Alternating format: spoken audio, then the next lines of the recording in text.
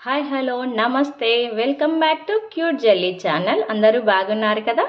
ఈరోజు మనం చేయబోయే రెసిపీ వచ్చేసి సగ్గుబియ్యంతో కిచిడి అనేది తయారు చేస్తున్నాను. అది కూడా స్టిక్కీగా ఉండకుండా పొడి పొడిలాడుతూ మంచి టేస్టీతో సూపర్ స్పైసీగా టేస్టీగా ఉండే విధంగా ఈ సాబుదానాతో సగ్గుబియ్యంతో కిచిడి అనేది చేసి చూపించబోతున్నారు. తప్పకుండా ఈ రెసిపీని అందరూ ట్రై చేయండి. అలాగే ఏ విధంగా కుదిరిందో కామెంట్ కూడా చేయండి. తప్పకుండా అందరూ మన ఛానల్ని సబ్స్క్రైబ్ చేయండి. ఇప్పుడు మనం ప్రాసెస్ అనేది స్టార్ట్ చేద్దాం. సగ్గుబియ్యం యొక్క కిచిడి కోసం నేను 1 కప్పు సగ్గుబియ్యం తీసుకుంటున్నాను. ఈ సగ్గుబియ్యంని బాగా శుభ్రంగా 2 సార్లు కడుక్కోవాలి. ఈ విధంగా బాగా ఇలా కడుక్కొని వదిలేసేయాలన్నమాట. ఈ వాటర్ అంతా ఈ విధంగా మనం గట్టిగా ఇలా కడుగుతూ వాటర్ వంపేయడం వల్ల ఏమవుతుందంటే ఇందులో ఉండే పిండి పదార్థం అనేది ఆల్మోస్ట్ వెళ్ళిపోతుంది.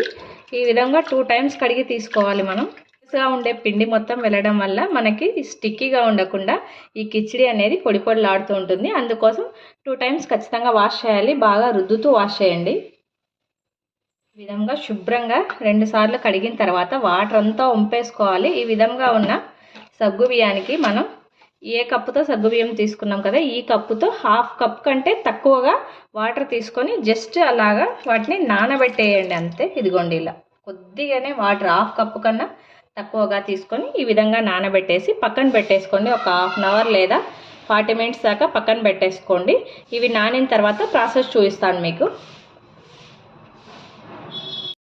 ఇప్పుడు మనం స్టవ్ ఆన్ చేసుకొని ప్యాన్ పెట్టుకున్నాను. ప్యాన్ కాస్త హీట్ అయిన తర్వాత ఒక 2 టేబుల్ స్పూన్ ఆయిల్ తీసుకున్నాను నేను.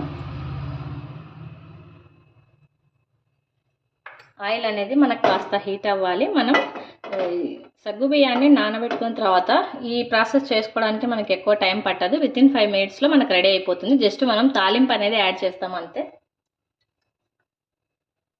ఇప్పుడు మనకు ఆయిల్ హీట్ అయిపోయింది. ఇందులోకి కొద్దిగా జీలకర్ర, పచ్చిమిర్చిని శుభ్రంగా కడిగి చిన్న చిన్న పీసెస్గా కట్ చేసుకోవాలి. ఒక 3 పచ్చిమిర్చి తీసుకున్నాను నేను. వీటితో పాటు ఫ్రెష్గా దంచుకున్న అల్లం వెల్లుల్లిపాయ పేస్ట్, అదేవిధంగా కరివేపాకు,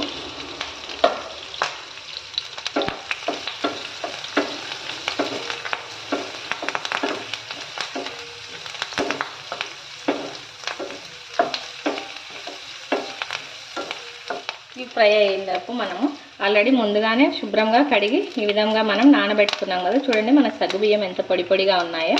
ఇవన్నీ మనం ఆయిల్లోకి యాడ్ చేసుకోవాలి.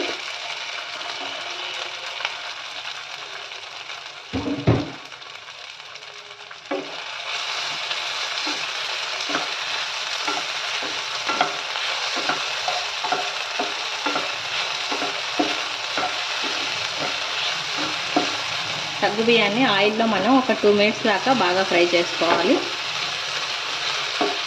ఇప్పుడు ఇందులోకి ఒక 1/2 టేబుల్ స్పూన్ ఉప్పు యాడ్ చేస్తున్నాను.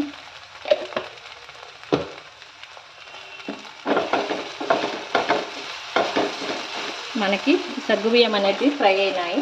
ఇప్పుడు ఇందులోకి నేను ఒక 2 టేబుల్ స్పూన్ వేరుశనగ గుళ్ళను తీసుకొని వేయించి వీటిని ఈ విధంగా మిక్సీ పట్టి తీసుకుంటున్నాను. ఈ వేరుశనగ పౌడర్ని కూడా ఈ సగ్గుబియ్యంలోకి యాడ్ చేసుకోవాలి.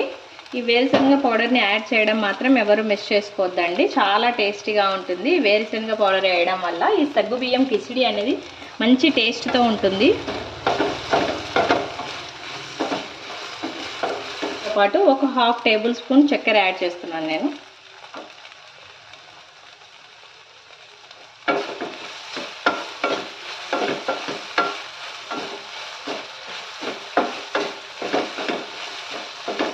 ఇప్పుడు మనం స్టవ్ ఆఫ్ చేసేసి ఇందులోకి కొద్దిగా నిమ్మరసం పిండుకోవాలి.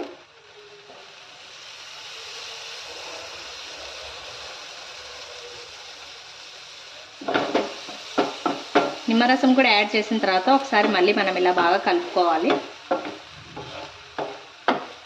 ఫైనల్గా మనం కొద్దిగా కొత్తిమీరని శుభ్రంగా కడిగి ఈ విధంగా చిన్న చిన్న పీసెస్గా కట్ చేసుకొని ఈ కొత్తిమీరని మనం ఇందులో చల్లుకొని సర్వ్ చేసేయడమే అండి. ఎంతో సింపుల్ ప్రాసెస్, ఎక్కువ టైం కూడా తీసుకోదు, సూపర్ టేస్టీగా ఉంటుంది. అలాగే హెల్దీ రెసిపీ కూడా.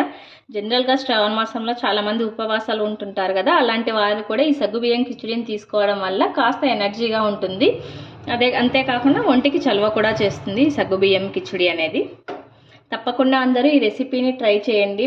ఈ రెసిపీ కనుక మీకు నచ్చినట్లయితే లైక్ చేయండి, షేర్ చేయండి. తప్పకుండా అందరూ సబ్స్క్రైబ్ చేయండి. Thanks for watching.